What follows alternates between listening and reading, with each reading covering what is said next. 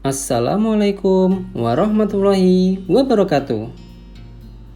Berjumpa lagi dengan saya, Abdullah Ansarudin, peserta Latsar CPNS, Pemerintah Provinsi Kepulauan Riau. Baik, pada video kali ini saya akan menerangkan mengenai Learning Journal atau jurnal pembelajaran pada agenda ketiga. Antara lain 1. Manajemen ASN 2. Wall of Government 3. Pelayanan publik. Baik, pembahasan materi yang pertama adalah manajemen ASN. Manajemen ASN adalah pengelolaan ASN untuk menghasilkan pegawai ASN yang profesional, memiliki nilai dasar, etika profesi, bebas dari intervensi politik, bersih dari praktik korupsi, kolusi, dan nepotisme. Adapun kedudukan ASN, pegawai ASN berkedudukan sebagai unsur aparatur negara yang menjalankan kebijakan yang ditetapkan oleh pimpinan instansi pemerintah serta harus bebas dari pengaruh dan intervensi semua golongan dan partai politik. Kemudian, peran ASN adalah merencanakan, melaksanakan, dan mengawasi penyelenggaraan tugas umum pemerintah dan pembangunan nasional melalui pelaksanaan kebijakan dan pelayanan publik yang profesional, bebas dari intervensi politik, serta bersih dari praktik korupsi, kolusi, dan nepotisme. Adapun tugas ASN, yang pertama adalah melaksanakan kebijakan yang dibuat oleh pejabat pembina kepegawaian, sesuai dengan ketentuan peraturan perundang-undangan. Yang kedua, memberikan pelayanan publik yang profesional dan berkualitas. Yang ketiga adalah mempererat persatuan dan kesatuan Negara Kesatuan Republik Indonesia.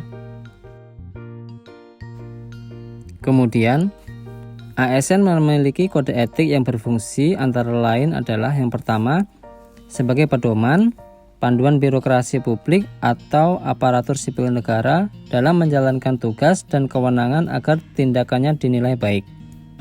Yang kedua, sebagai standar penilaian sifat, perilaku, dan tindakan birokrasi publik atau aparatur sipil negara dalam menjalankan tugas dan kewenangannya.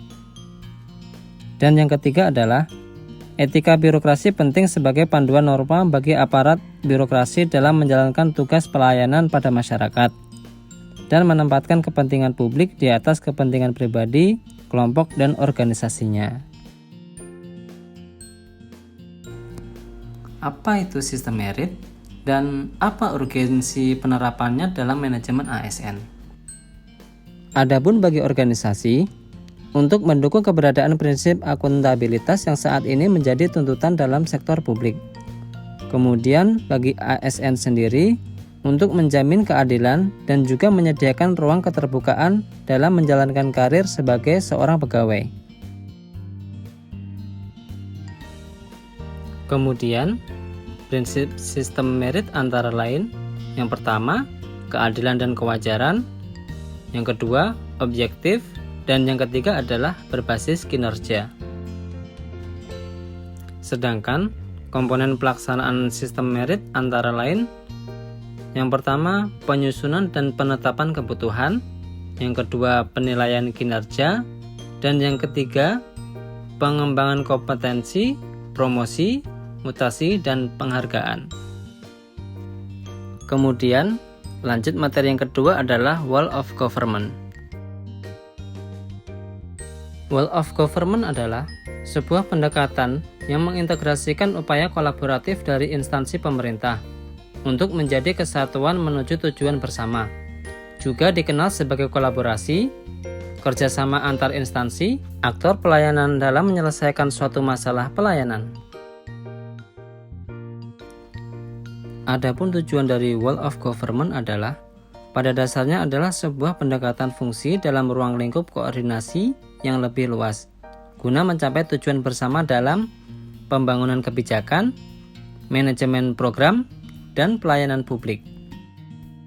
Kemudian, mengapa kita perlu Wall of Government? Karena dorongan publik untuk kinerja good governance, egosentral atau siloisasi, perkembangan teknologi dan informasi, kemudian keberagaman negara yang kita miliki. Kemudian, bagaimana agar World of Government ini terlaksana? Antara lain, respon pemerintah terintegrasi, menghilangkan sekat sektoral, kerjasama antar instansi pemerintah, kolaborasi, koordinasi, dan sinergitas. Seperti apa contoh penerapan World of Government? Indonesia sudah dengan baik menerapkan World of Government. Contohnya kolaborasi BNN, Polri, TNI, Bea Cukai, dan lembaga lainnya dalam memerangi narkoba. Ada juga kolaborasi KPK dengan lembaga-lembaga negara dan LMS untuk memerangi korupsi, kolusi, dan nepotisme. Sebelum menutup materi World of Government ini, ada quotes yang ingin saya sampaikan. Jika kita bersatu, permasalahan dapat terselesaikan dan kemajuan dapat tercapai. Jika kita bisa membangun World of Government, maka negara kita akan dengan mudah mencapai tujuannya.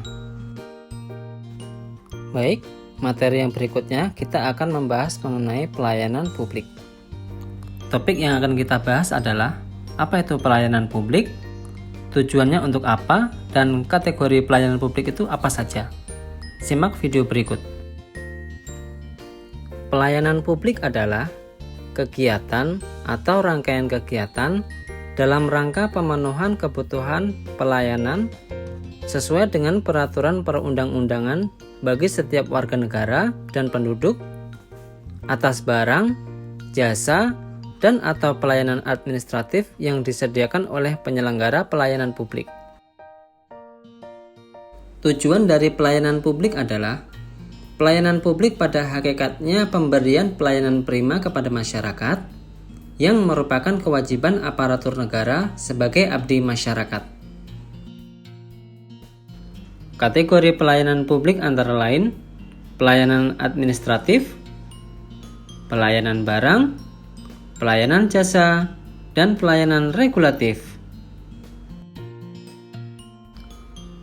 Prinsip-prinsip pelayanan publik antara lain kesederhanaan, kejelasan, kepastian waktu, akurasi, keamanan, tanggung jawab, kelengkapan sarana dan prasarana, kemudahan akses, kedisiplinan, kesopanan, dan keramahan kenyamanan.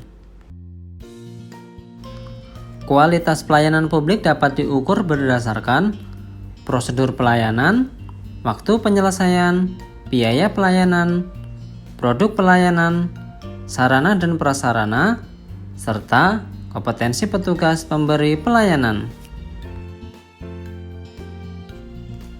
Adapun prinsip-prinsip pelayanan prima antara lain responsif terhadap pelanggan atau memahami pelanggan. Yang kedua, membangun visi misi pelayanan. Yang ketiga, menetapkan standar pelayanan dan ukuran kinerja pelayanan. Yang keempat, pemberian pelatihan dan pengembangan pegawai terkait bagaimana memberikan pelayanan yang baik. Yang kelima, memberikan apresiasi kepada pegawai. Adapun hal-hal yang menjadi kendala pengembangan pelayanan prima antara lain, yang pertama, kurangnya komitmen dari aparatur pelayanan. 2. Kurangnya pemahaman tentang manajemen kualitas. Yang ketiga, ketidakmampuan merubah kultur dan perilaku. Yang keempat, kurang akuratnya perencanaan kualitas. Yang kelima, kurang efektifnya program pengembangan SDM. Yang keenam, sistem dan struktur kelembagaan tidak kondusif. Yang ketujuh, keterbatasan sumber-sumber. Yang kedelapan, lemahnya sistem insentif, terutama non-finansial. Yang kesembilan, penerapan sistem manajemen kualitas belum efektif. Yang ke-10, berorientasi jangka pendek.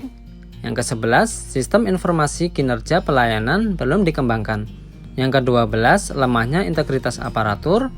Yang terakhir, berorientasi mempertahankan status quo.